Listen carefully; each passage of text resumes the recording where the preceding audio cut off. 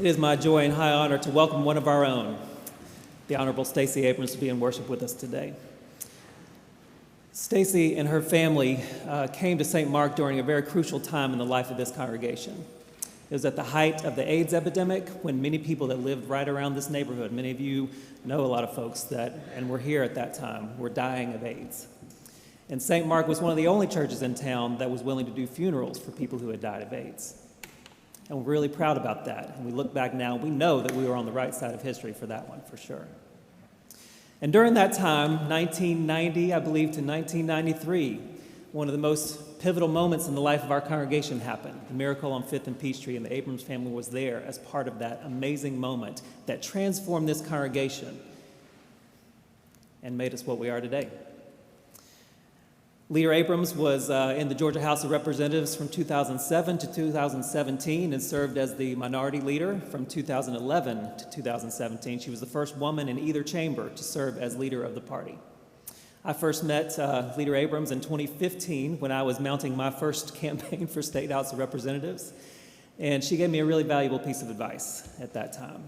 And she said, you got to be in an ask mode a lot when you're on the campaign trail. Asking people for their time, for their money, for their donations, for their endorsements, et cetera, et cetera, et cetera. Let other people tell you no. Don't tell yourself no. And that was a really valuable piece of advice for me, certainly on the campaign trail, but I think as we all dream dreams and have visions for the things that we want to be a part of and the things that we want to accomplish, circumstances and perhaps other folks will close doors for us, but let's not close those doors for ourselves. Let's dream big. So with that, I want to invite Leader Abrams to come up, and let's give her a warm welcome.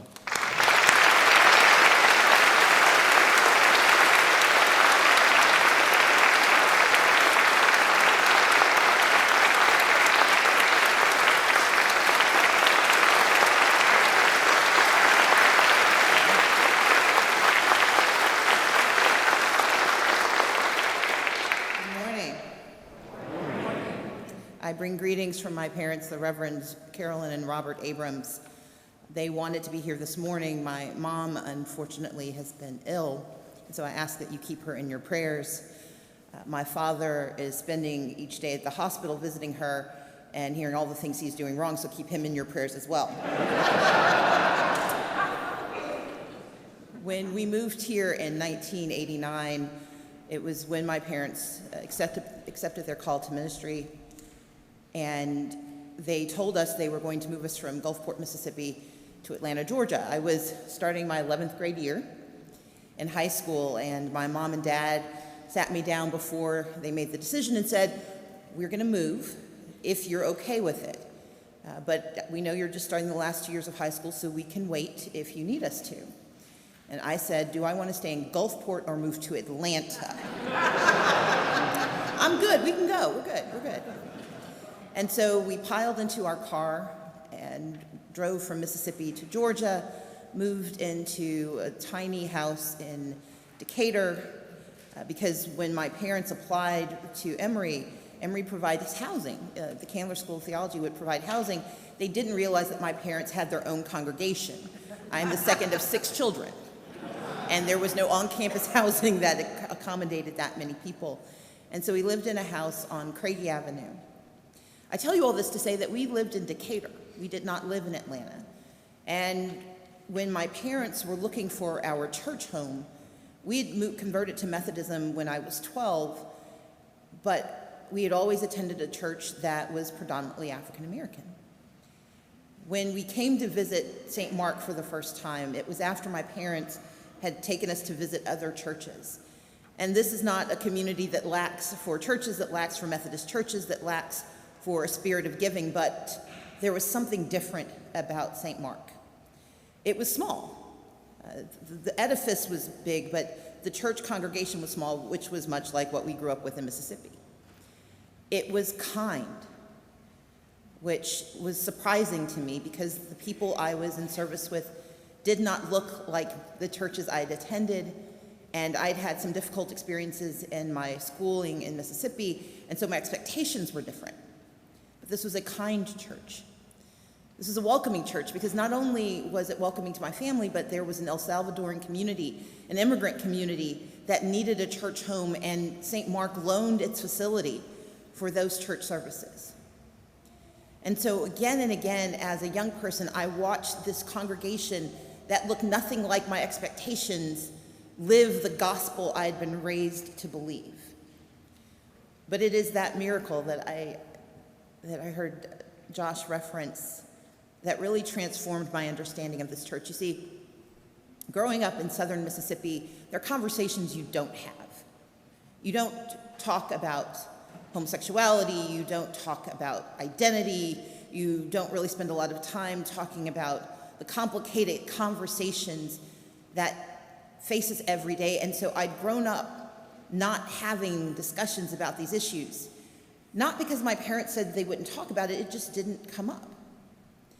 But it was here at St. Mark when the abomination of marches that started at churches on this street would come down Peachtree, reviling and castigating God's children, that I saw my parents live their faith.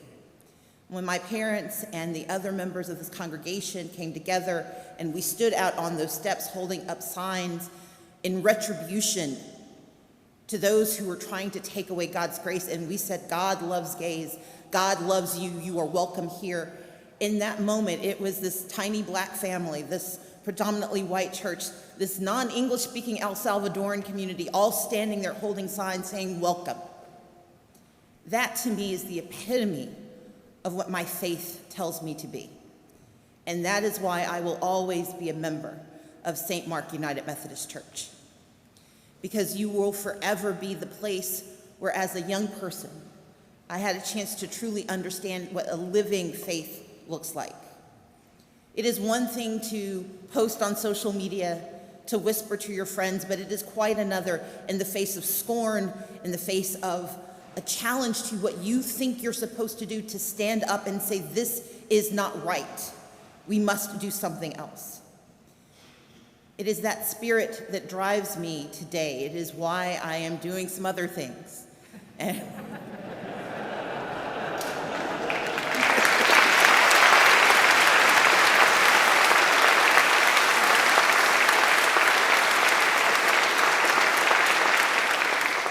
one of the 47 lilies asked me this morning, she asked me, how do I keep going? And I talked about the fact that I do it because it's what I'm called to do. I do it because it's the right thing to do. I do it because I watch a lot of TV that reinvigorates me. But all of those are true. But I stand for public office. I start organizations. I get accused of things that I didn't do, and I do things that people don't understand because I believe in the faith tradition that we share. I am currently a member of Columbia Drive United Methodist Church, and I bring you greetings from my pastor, Reverend Ralph Thompson. But no matter where I go, no matter where I stand, I carry the spirit of this faith with me, a faith that says that you serve those who are in need, that you shelter those who deserve God's grace, that you wrap those who are pushed away, you wrap them in your arms and you hold them tight. My way of living my faith came about in part because I was deathly afraid of being called into the ministry. Reverend Cusick, when not one but both of your parents are pastors, every time you feel the spirit, you get scared. I became a tax attorney to get as far away from the calling as possible. But what I realized is that this is my answer, that my ministry is government. My ministry is using the power of people, which is nothing, that's all government is. Government is the grace of strangers to say we will stand together with one another. We will pour our treasure in to help one another. We will give up some of our own comforts for the comforts of others. We will guarantee your liberties even if they interfere with our own. That grace is what we should expect from government. And so I stand for public office because I want to hold us accountable for living that grace every day. And while we may disagree about how it is expressed, we have to hold true to the responsibility that we take care of one another. That is non-negotiable, that is the truest and the most consistent through line of the Bible. that the scriptures are rife with conversations about our obligations to one another, and that the moment we cede that responsibility, or worse, when we abdicate that responsibility, we are no longer living our faith. When Brenda reached out to St. Mark, it was an unusual request, because I know that in the Black community, the church is often a community space where politicians are invited to come, because that was one of the safest spaces for the Black community to have conversations. Because we weren't able to separate out our politics from our lived experience. Everything in our lives is politics. And when I had the opportunity to come here, I wondered about how I would have this conversation. But it's easy. I'm here because I believe in who we are. I'm here because I know that we have the responsibility to do more for those who don't know that they deserve to be in this space.